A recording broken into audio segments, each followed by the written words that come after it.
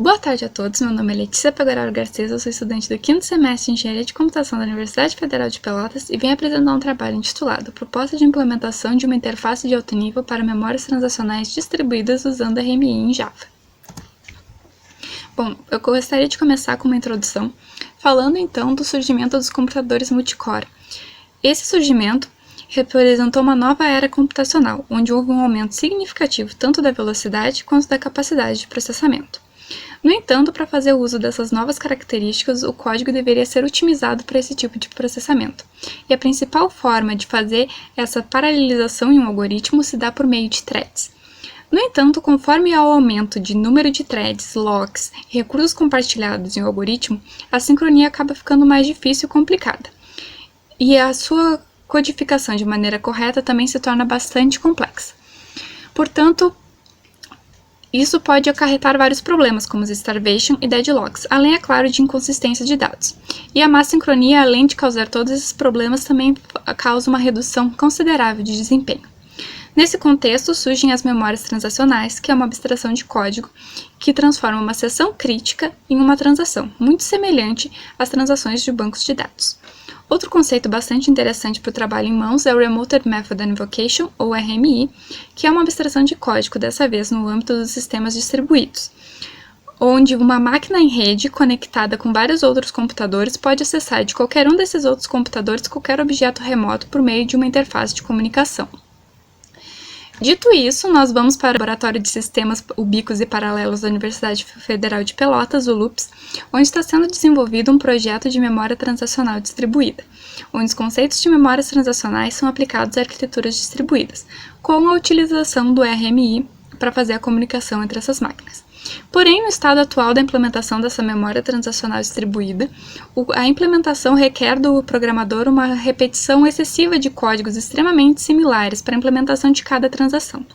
O trabalho em mãos busca então fazer a abstração desses códigos repetitivos e similares, facilitando assim o trabalho do programador. Falando então de memórias transacionais, uma transação é uma sequência finita de instruções executadas por um único processo, atendendo às propriedades de atomicidade e isolamento.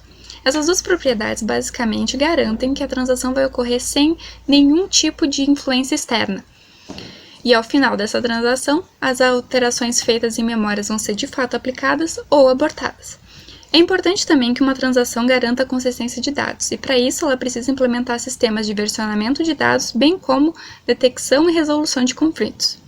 E existem vários tipos de memórias transacionais que são nomeadas de acordo com o componente computacional que as implementa.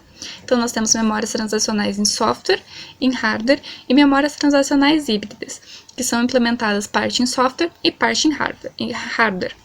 E também temos memórias transacionais distribuídas, que são os conceitos de memórias transacionais aplicadas a arquiteturas distribuídas. O objetivo principal desse trabalho se dá sobre memórias transacionais distribuídas em software. É interessante ressaltar também que as memórias transacionais possuem características variantes dependendo da implementação, já que todas as decisões de projetos relacionadas a sistemas de versionamento de dados, detecção e resolução de conflitos, entre outros, podem tomar diversas formas. Especialmente quando a gente fala de memórias transacionais distribuídas, os tipos de implementação aumentam bastante, já que todas as decisões de projeto que já deveriam ser tomadas para as memórias transacionais devem ser tomadas e ainda são acrescidas de decisões relacionadas à própria arquitetura distribuída. Falando um pouquinho agora do anti-LR, que é um acrônimo para Northern Truthful Language Recognition, que atualmente se encontra na sua versão 4, essa ferramenta é um gerador de parser que funciona a partir da definição formal de uma gramática. No caso, a gente utilizou a gramática do Java e nessa gramática a gente adicionou uma nova primitiva, que é a primitiva atomic. A partir da compilação dessa gramática são gerados vários arquivos auxiliares que nos permitem ter acesso e manipular a parse tree, a árvore sintática. E também esses arquivos auxiliares nos fornecem as bases para a implementação de interpretadores e compiladores. As duas classes principais utilizadas para fazer o percorrimento da parse tree, os conhecidos tree walkers, são os listeners e os visitors.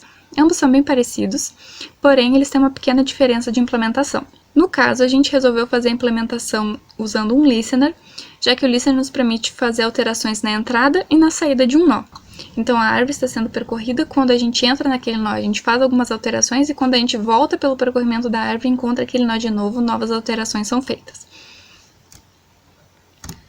Bom, falando um pouquinho agora mais especificamente do objetivo do trabalho, como já foi dito anteriormente, o modelo de memória transacional distribuída que está sendo elaborado pelo LUPS, ele requer do usuário vários códigos similares e recorrentes, e a nosso objetivo aqui é eliminar esses códigos. Então, para isso, a gente utiliza o anti-LR4 para traduzir um texto de código de um nível mais baixo para um nível mais alto, podendo abstrair assim do programador a responsabilidade pela implementação das transações, fazendo com que ele seja responsável simplesmente por especificar que a transação está acontecendo. Bom, aqui nós temos um exemplo, esse aqui é um exemplo bem simples. Como vocês podem ver, aqui do lado direito, nós temos todo o código que é requerido do programador atualmente. No caso, para fazer essa operação, que é uma operação bem simples, é um depósito de 10 de um objeto AC1 do tipo account, é necessário que o programador implemente todo esse sistema transacional para gerenciar a transação. Já do lado esquerdo, nós temos o código nos moldes da interface proposta, onde a partir da especificação de um único atomic, todo o código que está do lado direito seria gerado automaticamente pela interface. Então, abstrairia bastante do programador. Aqui nós temos outro exemplo, esse aqui fica um pouquinho mais claro a importância dessa abstração, já que aqui nós temos a utilização de duas seções críticas de código, 2 atomics, e como vocês podem ver no código do lado direito, as transações foram implementadas por cada um dos atomics de maneira independente, abstraindo assim do programador a necessidade dessa implementação tintim por tintim. Aqui nós temos um terceiro exemplo, ele é bem semelhante ao primeiro, mas só para mostrar a geração de código. Conclui-se então que a implementação da interface proposta é bastante benéfica ao programador, já que abstrai bastante detalhes da implementação das transações. Os exemplos mostrados, eles são exemplos bem simples, porque o trabalho ainda está em fase inicial, e até o momento foram realizadas bastante pesquisas com relação a memórias transacionais distribuídas e RMI. Já se iniciou o processo de implementação, inclusive os exemplos que vocês viram aqui foram exemplos processados pela própria interface, e a continuação do trabalho vai se dar pela continuidade da fase de implementação, bem como a continuidade da fase de testes. E o próximo passo é utilizar a ferramenta anti-LR4 para adicionar o RMI à geração de código. Então, muito obrigada pela atenção, meus contatos estão na tela e o código elaborado até o momento também está disponível no GitHub para quem tiver interesse. Muito obrigada.